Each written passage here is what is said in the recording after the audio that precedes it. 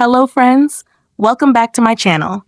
Today in this video, I am going to show you how to disable 3-finger screenshot on Android. Please consider subscribing to my channel and liking this video. Let's get started, guys. Step 1. First, unlock your Nothing phone. Open the Settings application to find the Home Settings menu. Step 2. Next, scroll down and locate the System option. It's typically located towards the bottom of the list. Tap on System to open the next set of options. This section controls a variety of settings on your device, including language preferences, system settings, and more. Step 3. Now locate the Gestures option. Tap on it.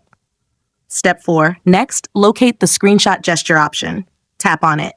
Unfortunately, this 3-finger screenshot is turned on. Step 5. For the last and most important step, select the 3-finger swipe option to turn it off instantly. If you do not want to take a screenshot with 3-finger, be sure to disable it here.